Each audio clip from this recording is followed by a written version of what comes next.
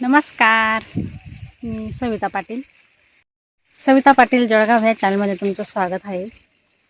तर बघा, आज आलेली मी शेतामध्ये 8-10 दिवस झाले होते यायला. तर बघा, आता मक्याला आम्ही जीवामृत बनवलेले ते सोडतोय आता आम्ही. तर बघा, तिकडे समोर पंप ठेवलेला आहे. इकडे असं आम्ही जीवामृत केलं होतं, ते आता गाळून घेतलेले इकडे बादलीमध्ये. आणि आता बघा, इकडे मालक सोडतायत. हा पंप आहे, फवारणीचा पंप. हा इलेक्ट्रिकलवर चालणार आहे. याला इथं रेग्युलेटर आहे, कमी अधिक करता येतं, बंद चालू करता येतं इथून याला.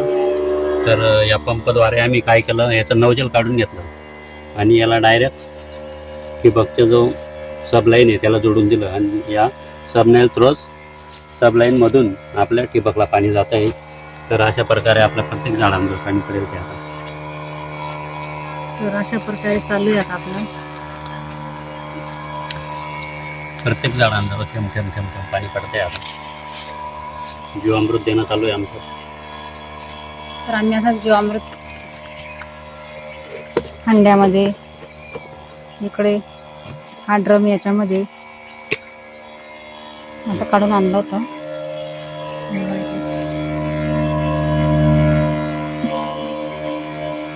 मध्ये पण भरलेले आहे.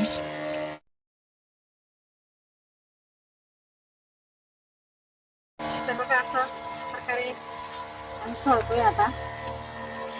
तुम्हाला आवाज सुद्धा येत असेल पंपाचा. आणि बघा, इकडे असं पाणी पडतंय खाली, मक्याला जातंय. तरी आम्ही अगोदर 15 दिवस झाले होते जीवामृत तयार करायला, पण बीपीचा काही प्रॉब्लेम आल्यामुळे आम्हाला सोडता आलं नाही.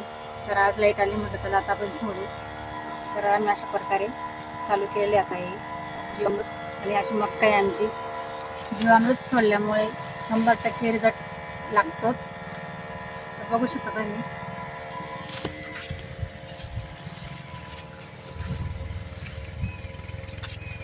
असेल ना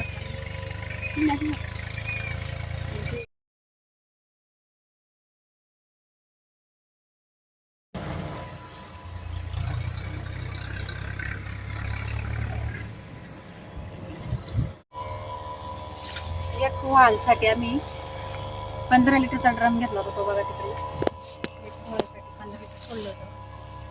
तर आमचे हे 2 वाल आहेत. तर आम्ही 30 लिटर घेतलेले.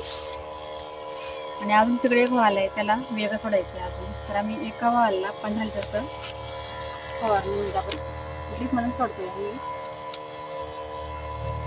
तर कसं आहे आमचं नियोजन, कमेंट बॉक्समध्ये नक्कीच सांगा. आणि आजचा व्हिडिओ तुम्हाला कसा वाटला ते पण सांगा. लवकर आपण पुढच्या व्हिडिओमध्ये. धन्यवाद. तर आज बघा, आम्ही मक्याला वेंचुरी वाटे आम्ही जीवामृत सोडलेलं आहे. तर असं नियोजन सुरू आहे आमचं वाला, बघू शकता तुम्ही. आणि 15 लिटरचा ड्रम आहे हा. तर या 15 लिटरचा ड्रममध्ये आम्ही जीवामृत सोडलेलं आहे.